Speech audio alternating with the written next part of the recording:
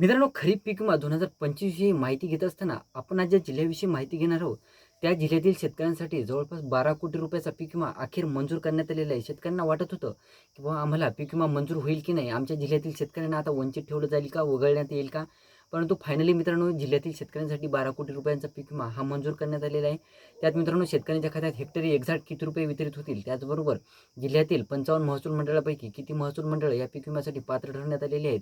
तर अशा अनेक जे पिकं आहेत म्हणजे सोयाबीन, कापूस, तूर, मूग, उडीद यापैकी कोणत्या पिकासाठी जास्तीत जास्त पीक विमा मंजूर झालेला आहे?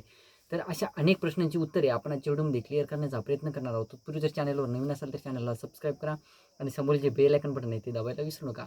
तर नमस्कार मित्रांनो, मी राज सुरेश, स्वागत आहे कृषी युट्यूब चॅनलमध्ये. मित्रांनो, तुम्हाला देखील काही प्रश्न असतील तर डायरेक्टली Instagramला मेसेज करून विचारू शकता. Instagram आयडी डिस्क्रिप्शन बॉक्समध्ये दिलेला आहे.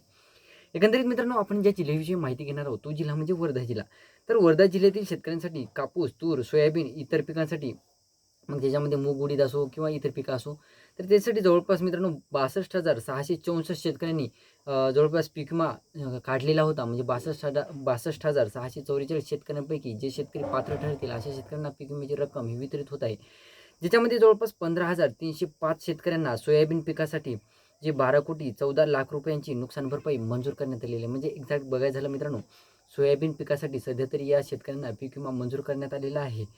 आणि जे नुकसान झालेलं आहे, जे शेतकरी नुकसानग्रस्त आहेत अशा शेतकऱ्यांच्या खात्यावर ही रक्कम वितरित होणार असल्याची माहिती समोर आलेली आहे. ज्याच्यामध्ये जिल्ह्यात जवळपास कापूस पिकाकरिता 29,782, तर तूर पिकाकरिता 8,533, तर सोयाबीन पिकासाठी 24,182 शेतकरी हे पात्र ठरण्यात आलेले आहेत.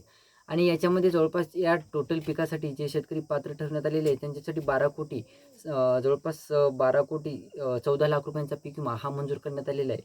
आणि जे शेतकरी आता म्हणजे जे इतर शेतकरी आहेत म्हणजे 55 महसूल मंडळापैकी जवळपास 37 महसूल मंडळाकरिता जे पीक विमा मंजूर करण्यात आलेलं आहे, ज्याच्यामध्ये सोयाबीन पिकाचे नुकसान झाले होते. त्या सोयाबीन पिकाच्या नुकसान भरपाईसाठी मोठ्या प्रमाणात अर्ज आले होते आणि जवळपास मोठ्या प्रमाणात शेतकऱ्यांनी सोयाबीन पिकाचा पीक विमा काढलेला होता. अशा सर्व शेतकऱ्यांसाठी पीक विमा मंजूर करण्यात आलेला आहे. तुम्ही देखील वर्धा जिल्ह्यातून असाल आणि तुमच्या देखील खात्यावर किंवा तुमच्या देखील स्टेटसमध्ये रक्कम वगैरे दाखवत असेल, तर आपल्याला कमेंट करून सांगा, जेणेकरून इतर शेतकऱ्यांनासुद्धा या गोष्टीचा फायदा होणार आहे. व्हिडिओ आवडला असेल तर लाईक करा, चॅनलला सबस्क्राईब करा आणि हा व्हिडिओ जास्तीत जास्त शेतकऱ्यांपर्यंत पोहोचवण्याचा प्रयत्न करा. धन्यवाद.